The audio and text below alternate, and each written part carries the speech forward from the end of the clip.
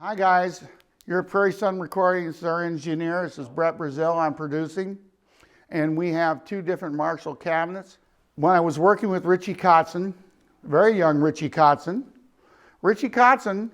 he said, Mooks, he said, you need a Marshall over here. I said, I do. I said, we're good to go. He says, oh, I'm going to get you endorsed.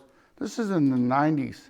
So my first Marshall cab and head, he said, we're going to have to give you a white cabinet and a black head. I said, I don't give a shit what color is. This ain't a fashion show. I want everybody to know that recording studios, unless you're paying $1,800 a day, it ain't a fashion show. This is about sound. We're here for sound. So he got me my first Marshall rig.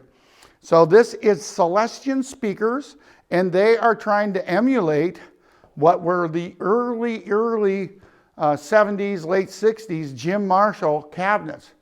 So this is a circa 1990 something. So what we're looking at, if you look here, you're going to see that I'm looking at the actual cone behind the screen. See, can you see?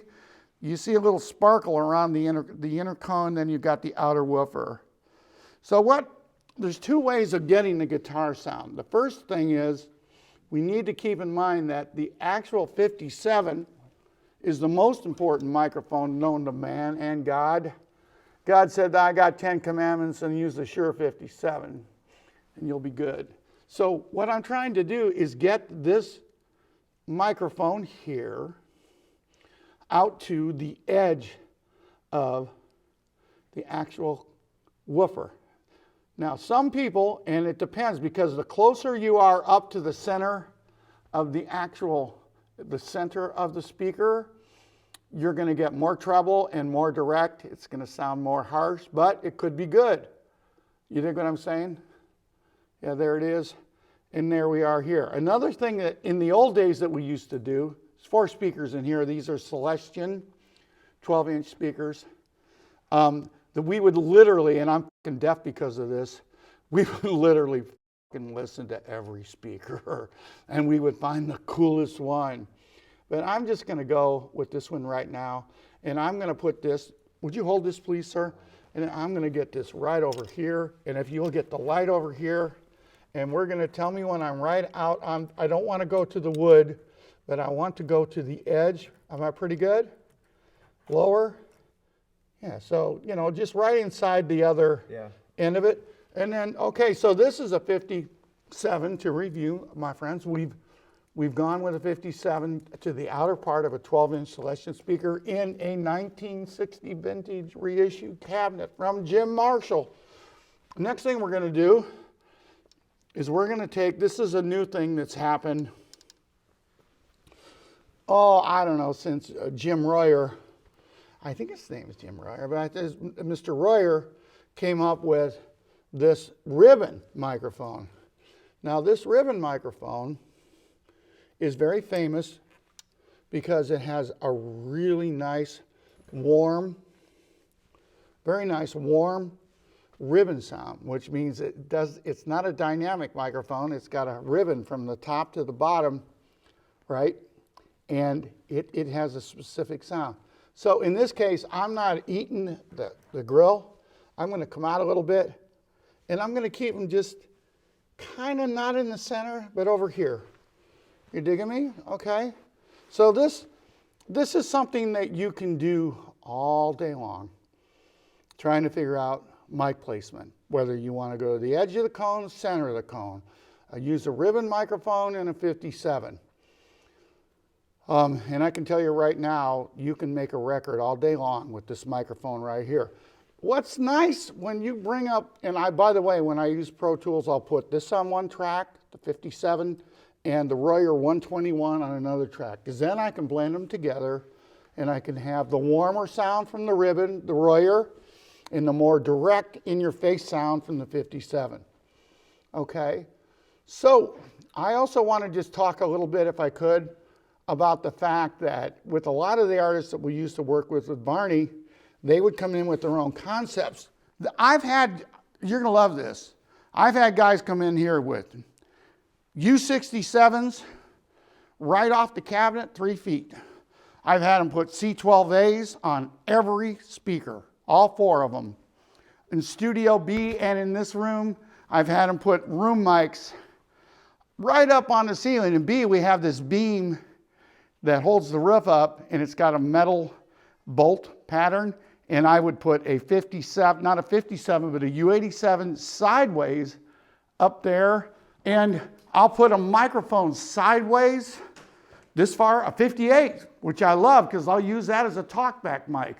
The other thing that's very interesting, and Bill and Greg know what this is about, is you can be in the room with your guitar amplifier getting feedback, and you're getting an interaction by having the cabinet right there with the guitar. Eric Gale's always recorded in the same room with his amplifier, and then the headphones would be just gloriously cranked up. You know, so there's so many different options when you're getting a guitar tone. Now, I want to say about feedback and guitars in the room or out of the room, if you have a really good playback system in your control room, you get to use that as a simulation of what the speaker cabinet might be with the guy in the room. Now, your engineer is going to go deaf, and he might want to have earplugs. I got them somewhere here. There we go. He might want to have earplugs in. Seriously, because the most fun I ever had is in Studio B. I had some Uri 811 speakers in the wall. They were soffit mounted, and that was the bread and butter for us. And we would sit in front of the board, guitar player sitting here, cranked up like a and boom, all the feedback you ever wanted, the same vibe you wanted, but we're in the room. And then we were going to tape. If you have 12 microphones, I've had 12 microphones on a Marshall cabinet. Then you go in and start flipping the phase. And then you go in and start EQing one like this, and when EQing one like this, and then you flip the phase. Oh yeah. And the worst guitar sound you ever heard. The best guitar sound you ever heard. It has to be a good guitar player is a good start, and we got them today. Welcome to Prairie Sound. We're getting the guitar tone this morning. We're working with Mr. Bill Lonero, and we have a Marshall cabinet out in the other room with the JCM 900 head, right? Circa 1990s, which was a gift through Mr. Richie Kotzen. We're going to be going through how to get a really good rock, hard rock guitar tone using a Neve console, Marshall cabinet, and a world-class musician. So the first thing we're going to do is we're going to bring up the 57 microphone by itself. In a Neve module here, it's feeding a Pro Tools session over there, and here we go. Okay, Bill, please.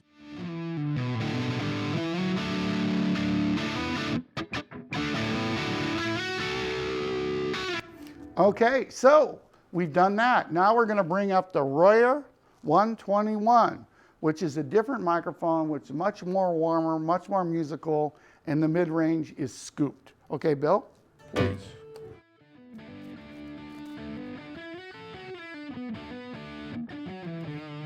Okay, now we're going to add them both together.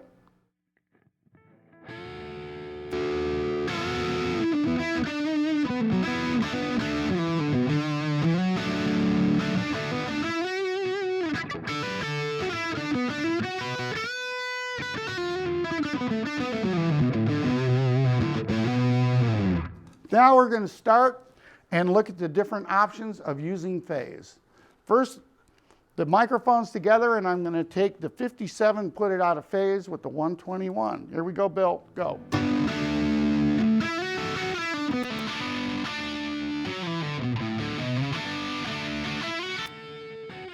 Okay, now we're going to take the Royer 121 and put it out of phase with the 57. Here we go.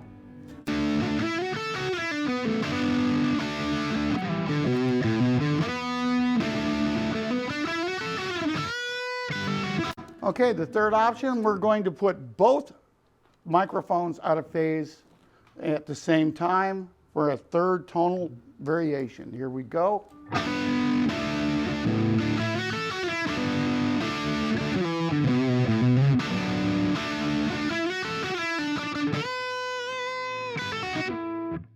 Thank you, Mr. Bill. I'm trying to show to the novice how Richie Kotzen taught me some of the things that you do and you don't do working with a JCM 900 or an 800 or really any Marshall. So the first thing that Richie absolutely hates, he hates the presence pot and he hates the mid-range. So the first thing he does for me, and he told me to do, is I'm going to go ahead and open it up, Mr. Brett. Go. Here we go.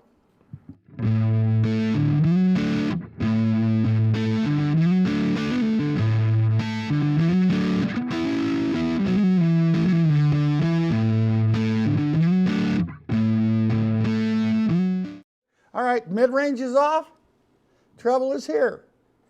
Okay, volume, volume, and then where is presence? Presence. All the way on the left, right there. And he's about 3 o'clock. So let's hear this. If we, okay.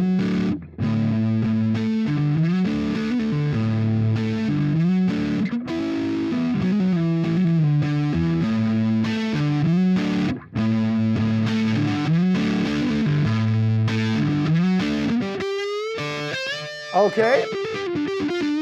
Cut. So what's happened? Y'all just heard me add the presence pot. Now the presence pot to me is like, you know, a shortcut, possibly a shortcut or not. Again, there's no rules here. If whatever works for you and you're happy, you're good. As I add the presence to this tone, I come in and I'm hearing more high-end presence. Like they say, it has more presence. You got more upper mid-range, more air.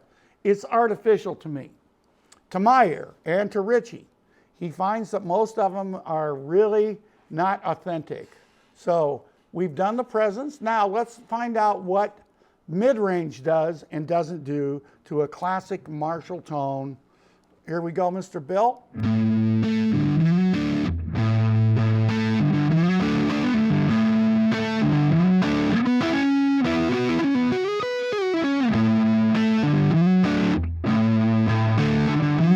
Thank you. All right. Now you could hear that. Now, this is a rule of audio that I've learned. If you actually are trying to find out what really sucks in a tone, grab your hands, put them up by your face, and do this. So you hear me now? I'm moving away. You hear this? My hands, right?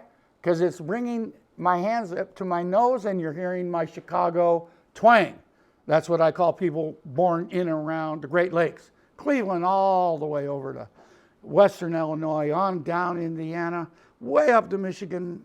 We all talk like we like the Chicago twang. Well, anyway, so this is a problem with mid-range. Mid-range can be very, very honky, is a good word. So one more time, Mr. Bill, let's show him what a honky guitar sound sounds like.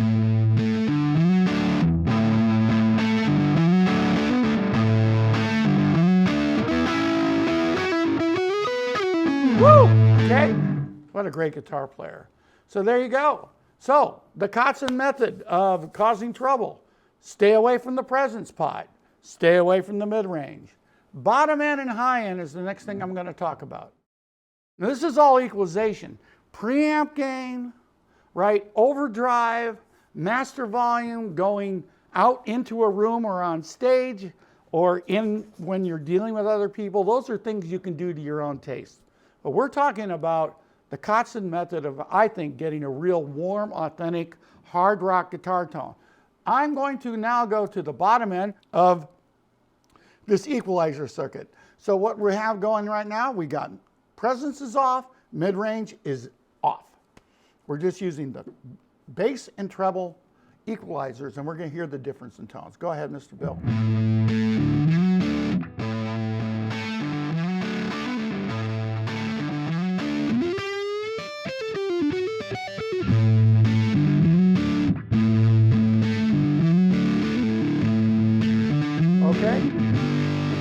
Okay, so what's interesting now is, thank you, Bill, and what's interesting now, this is all a taste thing. Now we're going to hear what happens with the treble. And this is where you get presence, according to Mr. Kotzen. And by the way, I know this as well, but I just love that Mr. Kotzen would just spend this time with me, which really relates to Mike Varney bringing in these incredibly talented people. Okay, go ahead, Mr. Bill. Right, and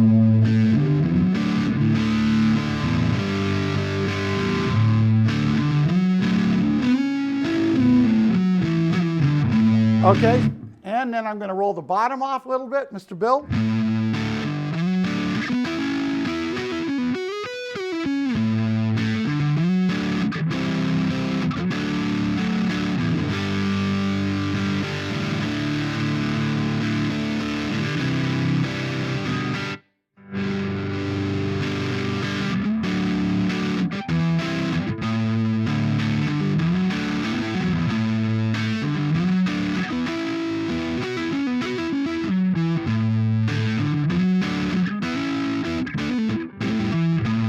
So I'm going to ask Mr. Bill off mic. How are you liking this tone at this time, sir? I like it. Your taste. I like it. It's clear, right? Yeah, it's warm. When we put it's warm, and if we put it in the mix, we may even have to high pass, meaning roll off whatever bottom frequency, whatever below 80 hertz or 100 or 120, to make it work with a bass guitar, kick drum, or a really bassy, fat ass vocalist like Phil Mogg. Well, I was just thinking about UFO. We did a lot of work with Schenker and Pete Way and Phil Mogg. That was fun too, especially late at night when Phil would come in after being at the bar. God, that rocked. So there we go. This is a Marshall 900. And is there anything else we can talk about guitar tones, Mr. Bill? What do you think? I like it. No, I like it. I mean, I'd have to hear it in the mix to see, of course, how it sounds. But would we all agree that this is a great start? Yes. So let's try one thing and just add a little flavor to this. Brett is going to put the Royer 121 phase switch, as Bill plays, in. And we're going to hear what that now, manually not using equalization, you can do. Because you have things like you can change the microphones. You can just use one microphone. You can use 2 microphones. You can use 12, which I've done on sessions, to change your tone without touching the amplifier. Okay?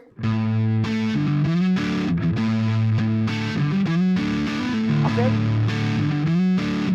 Out of phase. Royer.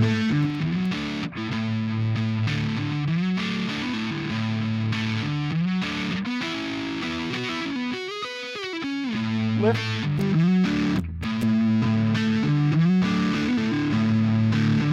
Okay, stop. Okay, Mr. Bill. Okay, so what's interesting about that, leave it out of phase. The Royer? The Royer. So then you say, well, Mooka, I lost a lot of energy. I lost some tone. So then what we do, if we're working in a mix, I'm going to bring the volume up, and you're going to hear the same tone, but it's going to be a little more crackly, a little more presence, And again, I'm creating presence using microphones as opposed to the guitar amplifier. Are you ready, Mr. Bill? Go ahead.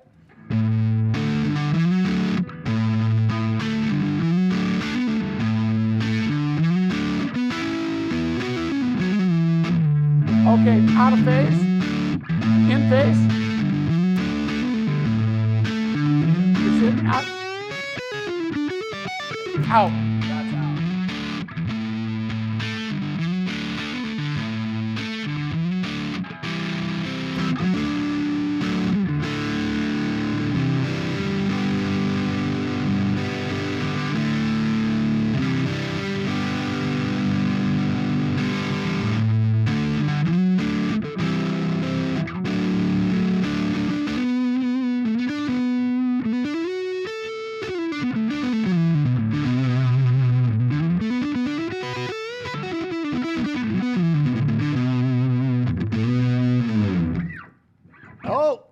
Oh no, we overloaded the tape. We overloaded the tape. No, we overloaded the Pro Tools, which, by the way, a common fallacy. People believe that if you go into the red on Pro Tools, this kills me, that you just broke a cardinal sin. No, you did not. If you play it back and it's all slammed, you're going to compress it. So that can screw up the tone. But don't run away from that. Don't be afraid if you overdrive the input of a Pro Tools signal. It's all the rules. There are no rules. Okay, I think we are done. This is my humble presentation on Marshall cabinet, mic placement, how to use a mixing board, how to get mic gain, how to use phase, and how to work with the guitar amplifier. One last thing, it is very practical to put a guitar player in the control room Mr. Bill, do we like sitting in the control room? Favorite place to sit. He likes sitting here, right? Because he can hear. But I do suggest, if you are an engineer and you have a 12-hour day and your guitar player is already deaf, that's okay. That's what they do. You might want to wear earplugs. And please take care of your ears, because I do suffer from tinnitus, and this is about 40 years of doing this. You can save your ears. But there you go.